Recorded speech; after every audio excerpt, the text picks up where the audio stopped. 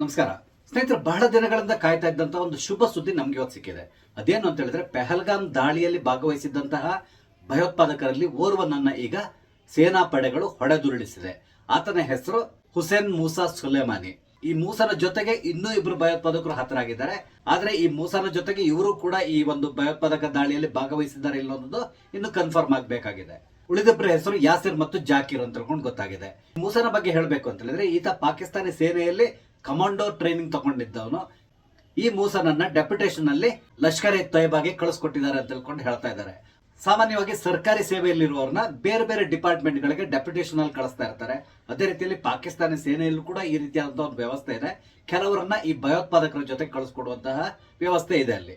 ಅದೇ ರೀತಿಯಲ್ಲಿ ಈ ಮೂಸನನ್ನು ಕೂಡ ಡೆಪ್ಯುಟೇಷನ್ ಅಲ್ಲಿ ಲಷ್ಕರ್ ಎ ತೊಯ್ಬಾಗೆ ಕಳಿಸ್ಕೊಟ್ಟಿದ್ರು.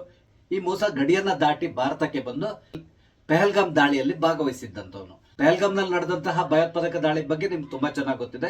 ಏಪ್ರಿಲ್ 22ನೇ ತಾರೀಕು ಪೆಹಲ್ಗಾಮ್ ಬಂದಿದ್ದಂತಹ ಪ್ರವಾಸಿಗರನ್ನ ಇವರು ಗುರಿಯಾಗಿಸಿಕೊಂಡು ದಾಳಿಯನ್ನು ನಡೆಸಿದ್ರು. ಆ ದಾಳಿಯಲ್ಲಿ ಇವ್ರು ಮಾಡಿರುವಂತಹ ಹೇಯ ಕೃತ್ಯ ಕೂಡ ನಿಮ್ಗೆ ತುಂಬಾ ಚೆನ್ನಾಗಿ ಗೊತ್ತಿದೆ. ಹೆಂಡತಿ ಮಕ್ಕಳ ಎದುರುಗಡೆ ಗಂಡಸರನ್ನ ಅವರ ಧರ್ಮವನ್ನ ಚೆಕ್ ಮಾಡಿ, ಅಂದ್ರೆ ಅವ್ರ ಹಿಂದೂಗಳು ಹೌದು ಅಲ್ವೋ ಅನ್ನೋದನ್ನ ಚೆಕ್ ಮಾಡಿ ಕೊನೆಗೆ ಅವ್ರನ್ನ ಪಾಯಿಂಟ್ ಬ್ಲಾಂಕ್ ನಲ್ಲಿ ಕೊಲ್ಲಲಾಯಿತು. ಈ ಘಟನೆಯಿಂದ ದೇಶವೇ ಬೆಚ್ಚಿ ಬಿತ್ತು. ಅದರ ಪರಿಣಾಮ ಭಾರತ ಪಾಕಿಸ್ತಾನದ ಮೇಲೆ ದಾಳಿಯನ್ನು ನಡೆಸ್ತು. ಆಪರೇಷನ್ ಸಿಂಧೂರ ಮುಖಾಂತರ ಪ್ರತೀಕಾರವನ್ನ ತಗೊಂಡ್ರು. ಇದೇ ಸಂದರ್ಭದಲ್ಲಿ ಹಲವಾರು ಜನ ಪ್ರಶ್ನೆ ಮಾಡ್ತಾ ಇದ್ರು, ಈ ದಾಳಿಯನ್ನ ನಡೆಸಿದಂತಹ ಭಯೋತ್ಪಾದಕರು ಎಲ್ಲಿಗೆ ಹೋದ್ರು? ಒಟ್ಟಿಗೆ ಅಲ್ಲಿ 4 ಜನ ಭಯೋತ್ಪಾದಕರು ಭಾಗವಹಿಸಿದ್ದಾರೆ. ಆದ್ರೆ ಒಬ್ರು ಕೂಡ ಇಲ್ಲಿವರೆಗೆ ಸಿಕ್ಕಿರ್ಲಿಲ್ವಲ್ಲ, ಎಲ್ಲಿಗೆ ಹೋದ್ರ? ಹಾಗಾದ್ರೆ ಅವ್ರನ್ನ ದೇಶದಿಂದ ಹೊರಗಡೆ ಹೋಗ್ಲಿಕ್ಕೆ ಸೇನೆ ಯಾಕೆ ಬಿಡ್ತು? ಸರ್ಕಾರ ಯಾಕೆ ಕೆಲಸ ಮಾಡ್ತಾ ಇಲ್ಲ? ಸರ್ಕಾರ ಯಾಕೆ ಇವ್ರನ್ನ ಇನ್ನೂ ಹಿಡಿದಿಲ್ಲ? ಈ ರೀತಿಯಾದಂತಹ ಪ್ರಶ್ನೆಗಳನ್ನ ಪದೇ ಪದೇ ಎಲ್ಲರೂ ಕೂಡ ಕೇಳ್ತಾ ಇದ್ರು. ಮೊನ್ನೆ ಅಷ್ಟೇ ನಮ್ಮ ಮಲ್ಲಿಕಾರ್ಜುನ್ ಖರ್ಗೆ ಅವರು ಕೂಡ ಈ ಒಂದು ಪ್ರಶ್ನೆಯನ್ನು ಎತ್ತಿದ್ರು. ಪೆಹಲ್ಗಾಮ್ ದಾಳಿಯಲ್ಲಿ ಭಾಗವಹಿಸಿದ್ದಂತ ಭಯೋತ್ಪಾದಕರನ್ನ ಇನ್ನೂ ಕೂಡ ಯಾಕೆ ನೀವು ಹಿಡಿದಿಲ್ಲ, ಇನ್ನೂ ಕೂಡ ಅವ್ರನ್ನ ಎನ್ಕೌಂಟರ್ ಯಾಕೆ ಮಾಡಿಲ್ಲ? ಈ ರೀತಿಯಾದ ಪ್ರಶ್ನೆಯನ್ನ ಮಾಡಿದ್ದಾರೆ. ಕೇವಲ ಇವ್ರಂತ ತಿಳ್ಕೊಂಡಲ್ಲ, ಹಲವಾರು ನಮ್ಮ ವೀಕ್ಷಕರು ಕೂಡ ಈ ಪ್ರಶ್ನೆಯನ್ನ ಆವಾಗ ಎತ್ತಾ ಇದ್ದಾರೆ. ಪೆಹಲ್ಗಾಮ್ ದಾಳಿಕೋರರು ಎಲ್ಲಿ ಹೋದ್ರು, ಅವ್ರನ್ನ ಇನ್ನು ಯಾಕೆ ಇವರು ಎನ್ಕೌಂಟರ್ ಮಾಡಿಲ್ಲ? ಈ ರೀತಿಯಾದಂತ ಪ್ರಶ್ನೆಯನ್ನ ಕೇಳ್ತಾನೆ ಇದ್ದಾರೆ. ಇವರಿಗಾಗಿ ನಾನೊಂದು ಕೆಲವೊಂದು ಡೀಟೇಲ್ಸ್ ಗಳನ್ನ ಹೇಳಲಿಕ್ಕೆ ಇಷ್ಟಪಡ್ತೇನೆ. ಅದೇನು ಅಂತ ಹೇಳಿದ್ರೆ, ಕಾಶ್ಮೀರದಲ್ಲಿ ಬಹಳಷ್ಟು ಕಾಡುಗಳಿದೆ. ಅದು ದಟ್ಟವಾದ ಕಾಡಿದೆ. ಅಂದ್ರೆ ಪಾಕಿಸ್ತಾನ ಮತ್ತು ಭಾರತದ ಗಡಿ ಏನಿದೆ, ಈಗ LOC ಏನಿದೆ, ಅದಕ್ಕೆ ಅಂಟ್ಕೊಂಡಿರುವಂತಹ ಭಾಗಗಳಿದೆಲ್ಲ. ಈ ಕಾಡಿನಲ್ಲಿ ಹಲವಾರು ಗುಹೆಗಳು ಕೂಡ ಇದೆ. ಈ ಗುಹೆಗಳಲ್ಲಿ ಇವರು ಸಾಮಾನ್ಯವಾಗಿ ಆಶ್ರಯ ಪಡ್ಕೊಳ್ತಾರೆ. ಅದೇ ರೀತಿಯಲ್ಲಿ ಇವರಿಗೆ ಬೇಕಷ್ಟು ಸಹಾಯವನ್ನ ಮಾಡಲಿಕ್ಕೆ ಅಲ್ಲಿರುವಂತಹ ಲೋಕಲ್ಸ್ ಕೂಡ ಇದ್ದಾರೆ. ಸಾಮಾನ್ಯವಾಗಿ ಈ ಭಯೋತ್ಪಾದಕರೆಲ್ಲರೂ ಅಷ್ಟೇ ಅಲ್ಲಿರುವಂತಹ ಲೋಕಲ್ ಸಪೋರ್ಟ್ ತಗೊಂಡೆ ಈ ಎಲ್ಲ ರೀತಿಯಾದಂತಹ ದಾಳಿಯನ್ನು ನಡೆಸುವಂತಹದ್ದು. ಇಲ್ಲದಿದ್ರೆ ಅವ್ರಿಗೆ ನೇರವಾಗಿ ಬಂದು ದಾಳಿ ನಡೆಸಲಿಕ್ಕೆ ಸಾಧ್ಯ ಆಗೋಲ್ಲ. ಮೊದಲಿಗೆ ಅವ್ರು ಬಂದು ಒಂದ್ ಕಡೆ ನಿಲ್ತಾರೆ. ಅದಕ್ಕೆ ಅವ್ರಿಗೆ ಬೇಕಾದಂತ ಎಲ್ಲಾ ವ್ಯವಸ್ಥೆಯನ್ನ ಅಲ್ಲಿರುವಂತಹ ಸ್ಥಳೀಯರು ಮಾಡ್ತಾರೆ. ಕೊನೆಗೆ ಅವರಿಗೆ ಸೇನೆಯ ಚಲನವಲನ ಎಲ್ಲದ್ರ ಬಗ್ಗೆನೂ ಸಂಪೂರ್ಣವಾದಂತಹ ಮಾಹಿತಿಯನ್ನ ಕೊಡ್ತಾರೆ. ನಂತರ ಇವರು ದಾಳಿಗೆ ಇಳಿತಾರೆ. ಒಮ್ಮೆ ದಾಳಿ ಮಾಡಿದ ಮೇಲೆ ಅವ್ರಿಗೆ ತಪ್ಪಿಸ್ಕೊಳ್ಳಿಕ್ಕೂ ಕೂಡ ಇವ್ರಿಗೆ ಎಲ್ಲ ರೀತಿಯಾದಂತಹ ಸಹಾಯವನ್ನು ಮಾಡ್ತಾರೆ. ಅವ್ರಿಗೆ ಆಹಾರದ ವ್ಯವಸ್ಥೆಯನ್ನ ಮಾಡ್ತಾರೆ. ಅದೇ ರೀತಿಯಲ್ಲಿ ಟ್ರಾನ್ಸ್ಪೋರ್ಟೇಷನ್ ಕೊಡ್ತಾರೆ. ಆ ಮುಖಾಂತರ ಅವರಲ್ಲಿಂದ ತಪ್ಪಿಸ್ಕೊಂಡು ಹೋಗ್ಲಿಕ್ಕೆ ಏನೆಲ್ಲ ಬೇಕೋ ಎಲ್ಲಾ ವ್ಯವಸ್ಥೆಯನ್ನ ಮಾಡೋದು ಅಲ್ಲಿಯ ಸ್ಥಳೀಯರೇ. ಇದು ಕೆಲವರಿಗೆ ಗೊತ್ತಿಲ್ಲ ಅನ್ಸ್ತದೆ. ಇವ್ರು ಏನ್ ತಿಳ್ಕೊಂಡಿದ್ದಾರೆ, ಒಮ್ಮೆ ಅವ್ರು ದಾಳಿ ನಡೆಸಿದ ನಂತರ ಎಲ್ಲೋ ಹೋಗಿ ಕೂತ್ಕೊಂಡಿರ್ತಾರೆ. ಅಲ್ಲಿಗೆ ಪೊಲೀಸರು ಹೋಗಿ ಅಥವಾ ಸೇನೆ ಹೋಗಿ ಅವ್ರನ್ನ ಹೊಡೆದಾಕ್ಬೋದು ಅಂತ ತಿಳ್ಕೊಂಡು ಬಹಳಷ್ಟು ಈಸಿಯಾಗಿ ಮಾತಾಡ್ತಾರೆ.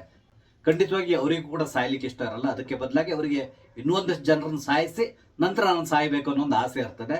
ಒಮ್ಮೆ ತಪ್ಪಿಸ್ಕೊಳ್ತಾರೆ, ಕೊನೆಗೆ ಪುನಃ ದಾಳಿ ಮಾಡ್ಲಿಕ್ಕೆ ಹೊಂಚು ಹಾಕ್ತಾ ಇರ್ತಾರೆ. ಇದು ಸಾಮಾನ್ಯವಾಗಿ ಅವರು ಕಾರ್ಯಾಚರಿಸುವಂತಹ ವಿಧಾನ. ಆದ್ರೆ ನಮ್ಮಲ್ಲಿ ಕೆಲವರು ಇದ್ದಾರೆ, ಅವ್ರು ಏನ್ ತಿಳ್ಕೊಂಡಿದ್ದಾರೆ ಅಂತ ಹೇಳಿದ್ರೆ, ಇವ್ರನ್ನ ಬಹಳ ಸುಲಭವಾಗಿ ಟ್ರೇಸ್ ಔಟ್ ಮಾಡಬಹುದು, ಬಹಳ ಸುಲಭವಾಗಿ ಅವ್ರನ್ನ ಎಲಿಮಿನೇಟ್ ಮಾಡಬಹುದು, ಈ ರೀತಿಯಾಗಿ ತಿಳ್ಕೊಂಡಿರ್ತಾರೆ. ಇದು ಅವರ ತಪ್ಪು ಕಲ್ಪನೆ ಆಗಿದೆ. ಇವತ್ತು ಕಾಶ್ಮೀರದ ದಾಚಿಗಾಮ್ನಲ್ಲಿ ನಡೆದಂತಹ ಒಂದು ಕಾರ್ಯಾಚರಣೆಯಲ್ಲಿ ಈ ಭಯೋತ್ಪಾದಕನನ್ನ ಹೊಡೆದುರುಳಿಸಲಾಗಿದೆ. ಸರ್ಕಾರ ಕೂಡ ಈ ಮೂಸನ ಬಗ್ಗೆ ಏನಾದರೂ ಇನ್ಫಾರ್ಮೇಶನ್ ಕೊಟ್ರೆ 20 ಲಕ್ಷ ಬಹುಮಾನವನ್ನು ಕೂಡ ಘೋಷಣೆಯನ್ನು ಮಾಡಿತ್ತು. ಈಗ ಮೂಸ ಹತನಾಗಿದ್ದಾನೆ. ಇದು ಭಾರತೀಯ ಸೇನೆಗೆ ಸಿಕ್ಕಿರುವಂತಹ ಬಹುದೊಡ್ಡ ವಿಜಯ ಅಂತಲೇ ಹೇಳ್ಬೋದು. ಈ ದಾಳಿ ನಡೀತಾ ಇರುವ ಸಂದರ್ಭದಲ್ಲೇ ನಮ್ಮ ದೇಶದ ಮಾಜಿ ಗೃಹ ಸಚಿವ ಹಾಗೂ ಮಾಜಿ ಅರ್ಥ ಸಚಿವರಾದಂತಹ ಪಿ ಚಿದಂಬರಂ ಒಂದು ಹೇಳಿಕೆಯನ್ನು ಕೊಟ್ಟಿದ್ದಾರೆ. ಅವ್ರು ಏನ್ ಹೇಳ್ತಾರೆ ಅಂತ ಹೇಳಿದ್ರೆ, ಈ ಪೆಹಲ್ಗಾಮ್ ದಾಳಿಯಲ್ಲಿ ಭಾಗವಹಿಸಿದ್ದಂತಹ ಭಯೋತ್ಪಾದಕರು ಪಾಕಿಸ್ತಾನಿಯರು ಅಂತ ಹೇಳ್ಕೊಂಡು ಯಾಕೆ ಹೇಳ್ತೀರಾ? ಅವರೆಲ್ಲರೂ ಕೂಡ ಕಾಶ್ಮೀರದ ಯುವಕರೇ ಆಗಿದ್ದಾರೆ ಹೊರತು ಪಾಕಿಸ್ತಾನಿಯರಲ್ಲ ಅಂತ ಹೇಳಿದ್ದಾರೆ. ಕಾಂಗ್ರೆಸ್ ನಲ್ಲಿ ಈ ರೀತಿಯಾದಂತಹ ಹಲವಾರು ನಾಯಕರಿದ್ದಾರೆ. ಇವ್ರು ಯಾವಾಗ್ಲೂ ಕೂಡ ಅಷ್ಟೇ ಪಾಕಿಸ್ತಾನ ಭಾರತದ ಮೇಲೆ ಸತತವಾದಂತಹ ದಾಳಿಯನ್ನ ಈ ಭಯೋತ್ಪಾದಕರ ಮುಖಾಂತರ ಮಾಡ್ತಾ ಇದ್ರು ಕೂಡ ಪಾಕಿಸ್ತಾನದ ಜೊತೆಗೆ ನಾವು ಉತ್ತಮವಾದಂತಹ ಸಂಬಂಧವನ್ನು ಇಟ್ಕೋಬೇಕು, ಅವ್ರ ಜೊತೆ ವ್ಯಾಪಾರ ವ್ಯವಹಾರವನ್ನ ಮಾಡ್ಕೊಂಡಿರ್ಬೇಕು, ಮಾತುಕತೆಯನ್ನು ನಡೆಸಬೇಕು. ಆ ಮುಖಾಂತರ ಜಮ್ಮು ಕಾಶ್ಮೀರ ಸಂಬಂಧಪಟ್ಟಂತಹ ಸಮಸ್ಯೆಯನ್ನ ನಾವು ಬಗೆಹರಿಸಬೇಕು. ಈ ರೀತಿಯಾದಂತಹ ಹೇಳಿಕೆಗಳನ್ನು ಕೊಡ್ತಾನೆ ಇರ್ತಾರೆ. ಪಾಕಿಸ್ತಾನದ ಜೊತೆಗೆ ಈ ಹಿಂದಿನ ಸರ್ಕಾರ ಇರ್ಬೋದು ಅಥವಾ ಈಗ ಇರುವಂತಹ ಪ್ರೆಸೆಂಟ್ ಸರ್ಕಾರ ಇರ್ಬೋದು, ಎಲ್ಲರೂ ಕೂಡ ಬಹಳಷ್ಟು ಪ್ರಯತ್ನವನ್ನ ಪಟ್ಟಿದ್ದಾರೆ, ಮಾತುಕತೆಯನ್ನು ಕೂಡ ನಡೆಸಿದ್ದಾರೆ. ಆದ್ರೆ ಯಾವುದೇ ಮಾತುಕತೆ ಇಲ್ಲಿವರೆಗೂ ಕೂಡ ಯಶಸ್ಸನ್ನ ಗಳಿಸಲಿಲ್ಲ. ಇದನ್ನ ಕೂಡ ಇವರೆಲ್ಲರೂ ನೋಡಿರ್ತಾರೆ. ಆದ್ರೆ ಪದೇ ಪದೇ ಈ ರೀತಿಯಾದಂತಹ ಹೇಳಿಕೆಯನ್ನು ಕೊಡ್ತಾ ಇರ್ತಾರೆ. ಈಗ ಸದ್ಯದ ಪರಿಸ್ಥಿತಿಯಲ್ಲಿ ಪಾಕಿಸ್ತಾನಕ್ಕೆ ಕೂಡ ಬಹಳಷ್ಟು ಆಸೆ ಇದೆ, ಭಾರತದೊಂದಿಗೆ ಮಾತುಕತೆಯನ್ನು ನಡೆಸಬೇಕು, ವ್ಯಾಪಾರ ವ್ಯವಹಾರವನ್ನ ಪ್ರಾರಂಭ ಮಾಡಬೇಕು. ಆ ಮುಖಾಂತರ ಪಾಕಿಸ್ತಾನ ಈಗ ಎದುರಿಸ್ತಿರುವಂತಹ ಸಮಸ್ಯೆನ ಕಮ್ಮಿ ಮಾಡ್ಕೊಳ್ಳಿಕ್ಕೆ ಪ್ರಯತ್ನದಲ್ಲಿ ಇದ್ದಾರೆ ಅವರು. ಭಾರತ ಸರ್ಕಾರ ಈಗಾಗಲೇ ಖಚಿತಪಡಿಸಿದೆ, ಯಾವುದೇ ಕಾರಣಕ್ಕೆ ಪಾಕಿಸ್ತಾನದೊಂದಿಗೆ ನಾವು ಮಾತುಕತೆಯನ್ನ ನಡೆಸೋದಿಲ್ಲ.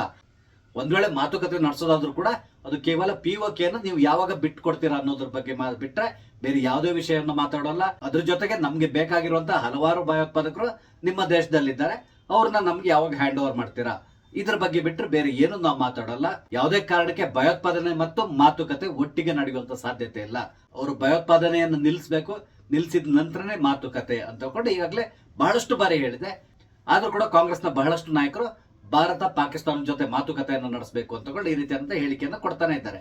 ಚಿದಂಬರಂ ಈ ರೀತಿಯಂತ ಹೇಳಿಕೆಯನ್ನು ಕೊಡೋದಕ್ಕಿಂತ ಮೊದಲು ಸ್ವಲ್ಪ ಯೋಚನೆ ಮಾಡಬೇಕಾಗಿತ್ತು.